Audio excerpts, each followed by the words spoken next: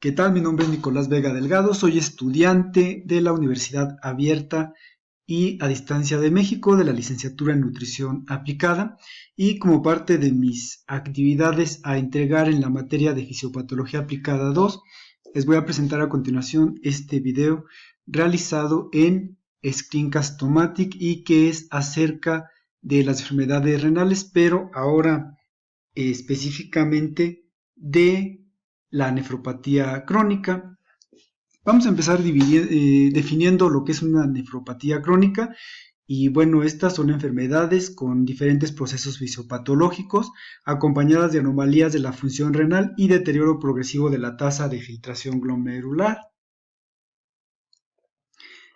Hay varias clasificaciones para la nefropatía crónica, pero una de ellas, la más extendida y la más aceptada, es la KDOQI.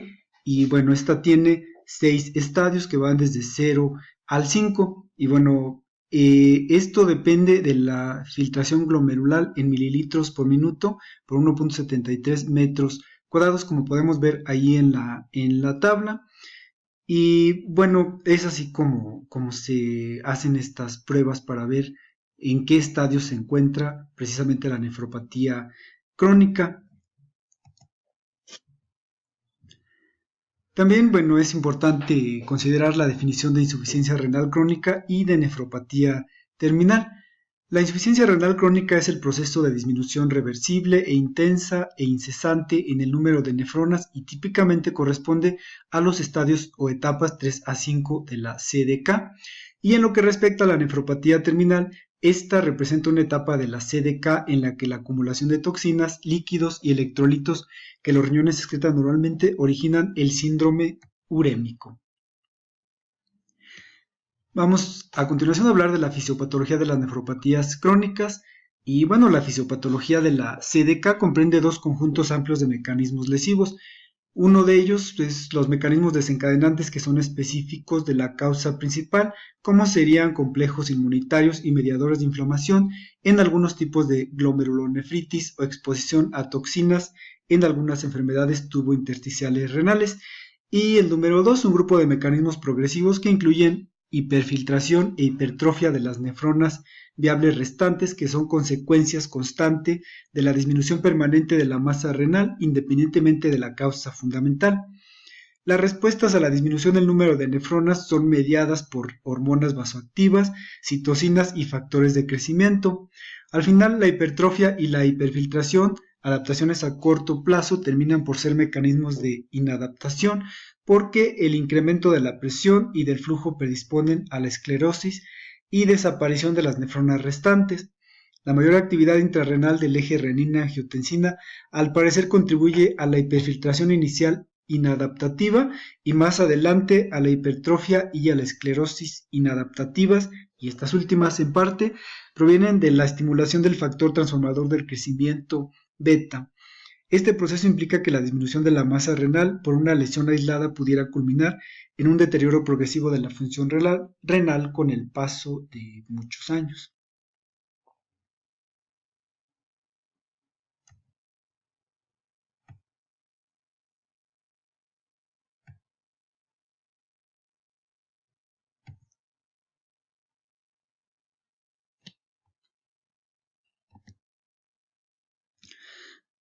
Hay muchos factores que agravan el riesgo de la nefropatía crónica. Entre ellos, los 10 principales son los siguientes: hipertensión, diabetes mellitus, enfermedades autoinmunitarias, senectud, ascendientes africanos, antecedentes familiares de nefropatía, un episodio previo de insuficiencia renal aguda, presencia de proteinuria, anomalías del sedimento urinario y anomalías estructurales de las vías urinarias. Disminución glomerular, este término es muy importante y por eso lo vamos a detallar a continuación.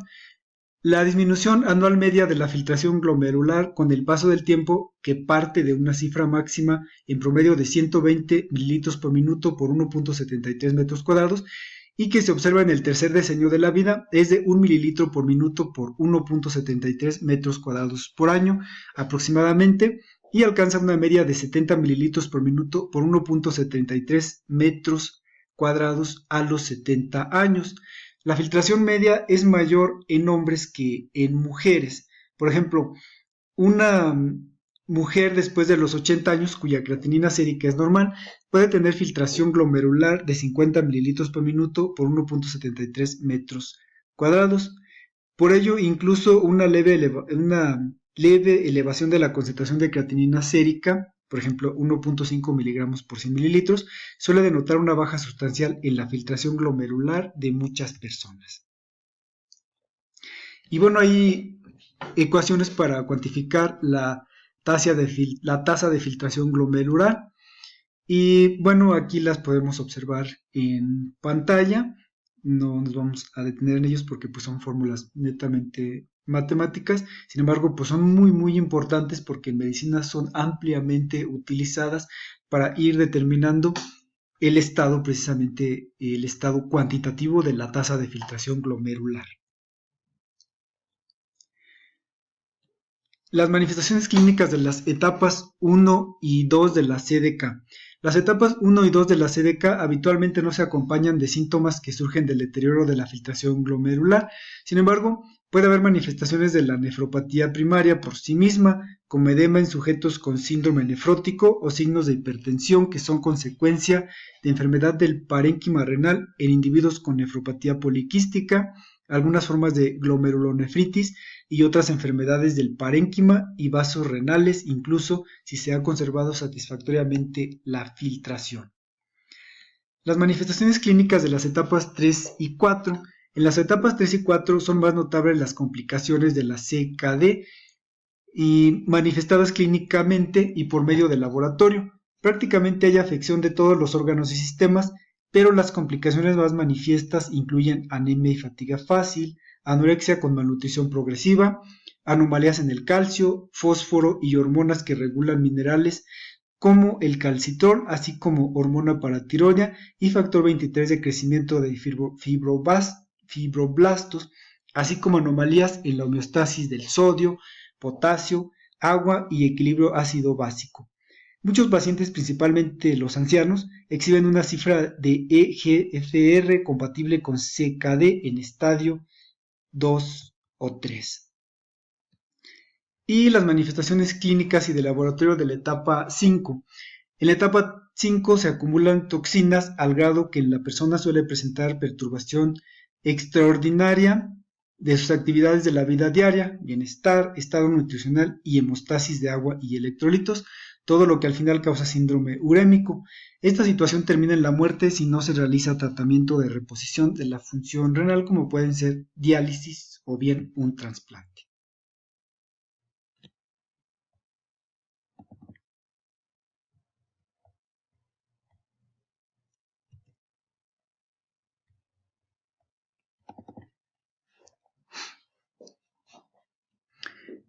Y bueno, las 5 causas principales de la nefropatía crónica son la glomerulopatía diabética, la glomerulonefritis, la nefropatía hipertensiva, que se categoriza de dos formas, glomerulopatía primaria con hipertensión y nefropatía vascular e isquémica.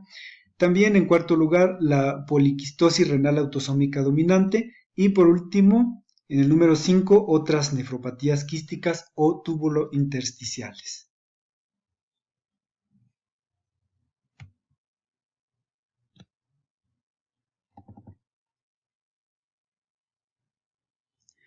Los marcadores utilizados en química para evaluar la función renal son las concentraciones de urea y creatinina en suero.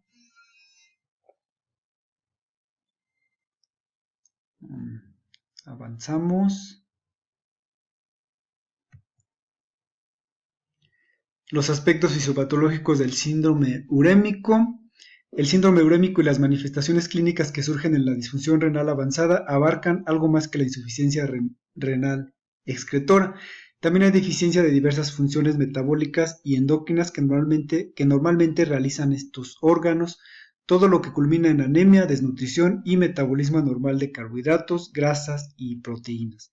Además, con la insuficiencia renal cambian las concentraciones plasmáticas de muchas hormonas como PTH, PGF23, insulina, glucagón, hormonas esteroideas, incluidas vitamina D y hormonas sexuales y prolactina. como consecuencia de retención de orina, menos degradación o regulación anormal. Finalmente, la lesión renal progresiva se acompaña de empeoramiento de la inflamación sistémica. Se detectan mayores concentraciones de proteína C reactiva y de otros reactivos de fase aguda, mientras que con la deficiencia renal progresiva disminuyen las concentraciones de los llamados reactivos negativos de fase aguda, como la albumina y la fetuina. Y bueno, los aspectos fisiológicos del síndrome urémico. La deficiencia renal es importante en el síndrome de desnutrición, inflamación, aterosclerosis, calcificación, que contribuyen a su vez a la aceleración de las vasculopatías y otras enfermedades coexistentes provenientes de la nefropatía avanzada.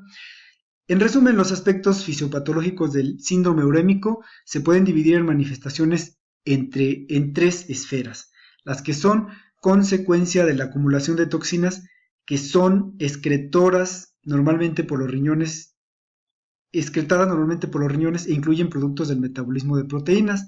Dos, las que son consecuencias de la desaparición de otras funciones renales como la homeostasis de líquidos, electrolitos y la regulación hormonal. Y por último, 3, la inflamación sistémica progresiva y sus consecuencias vasculares y nutricionales. Bueno, pues esta fue la presentación acerca de la lesión renal crónica.